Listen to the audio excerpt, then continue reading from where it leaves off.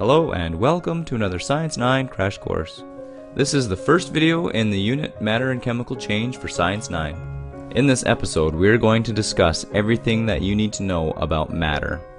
But before we get to that, we need to discuss some chemical safety. Just in case. All chemicals, no matter what they are, must be handled with care. Materials and chemicals that are caustic will burn, corrode, or destroy organic tissue. Because chemicals can be dangerous, there is a system put in place to help develop safety in the workplace.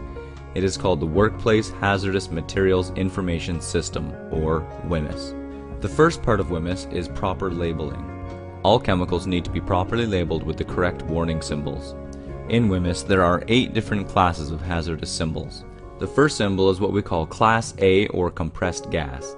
This includes compressed gases, dissolved gases, and gases liquefied by compression or refrigeration. The next symbol is Class B, or flammable and combustible material. This class includes solids, liquids, and gases capable of catching fire in the presence of a spark or open flame under normal working conditions. This symbol is Class C, or oxidizing material. These materials increase the risk of fire if they come in contact with flammable or combustible materials. This next symbol is Class D, Division 1, which is poisonous and infectious material causing immediate and serious toxic effects. These materials can cause death or immediate injury when a person is exposed to small amounts.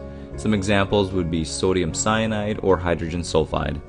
This next symbol is Class D, Division 2, poisonous and infectious material causing other toxic effects. These materials can cause life-threatening and serious long-term health problems, as well as less severe but immediate reactions in a person who is repeatedly exposed to small amounts. And this symbol is Class D, Division 3, or biohazardous infectious material.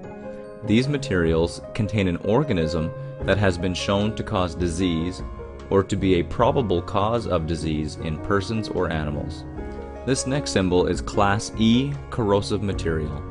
This class includes caustic and acid materials that can destroy the skin or eat through metals. Examples would be sodium hydroxide, hydrochloric acid, or nitric acid. And lastly, we have Class F, dangerously reactive material. These products may self-react dangerously. For example, they may explode upon standing or when exposed to a physical shock or to increased pressure or temperature, or they emit toxic gases when exposed to water. Another part of WHMIS is the MSDS, or Material Safety Data Sheet. These are sheets of paper that are shipped with every single chemical that comes into the workplace. An MSDS has many different sections, such as the hazardous ingredients, product information, any physical data, fire explosion hazard data, reactivity data, toxicological properties, preventative measures, and first aid measures. It is also important that when working with chemicals you wear the proper protective equipment, such as eye protection, gloves for skin protection, a lab coat to protect your skin and clothing, as well as many others like a fire extinguisher or an eye wash station. Alright, now that we have the safety thing out of the way, let's talk about matter. The particle model of matter summarizes the characteristics of all matter. It states that all matter is made up of extremely tiny particles, and also that each pure substance has its own unique kind of particle, different from the particles of other pure substances. These particles also attract each other. Particles are always moving. And lastly, particles at a higher temperature move faster on average than particles at a lower temperature. Besides solid, liquids, and gases, matter can also be classified in different ways. The first type of matter that we're going to discuss are called pure substances. One type of pure substance are called elements. Elements cannot be decomposed into simpler substances. There are many different types of elements. But, for example, only 5 elements account for over 90% of the Earth's crust: oxygen, silicon, aluminum, iron, and calcium. Another type of pure substance are what we call compounds. Compounds are a combination of 2 or more elements that are combined by chemical bonds. And these compounds can be broken down by chemical means. Some examples are water, carbon dioxide, and baking soda. Another type of matter are what we call mixtures, and they contain a combination of 2 or more pure substances and are not combined chemically. There are 2 different types of mixtures. The first one are called homogeneous mixtures. In a homogeneous mixture, the different particles are evenly distributed throughout each other. Most often they are called solutions. A couple examples of solutions would be salt water or vinegar. The other type of mixture are what we call heterogeneous mixtures.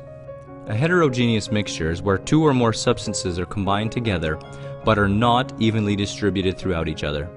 Some examples of heterogeneous mixtures are, of course, salsa and cookie dough.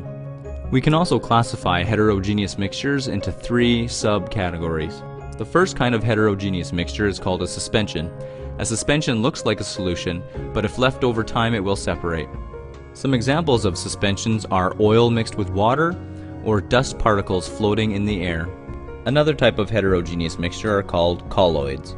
A colloid is a combination of molecules mixed through each other and will not settle out or join with the other substance.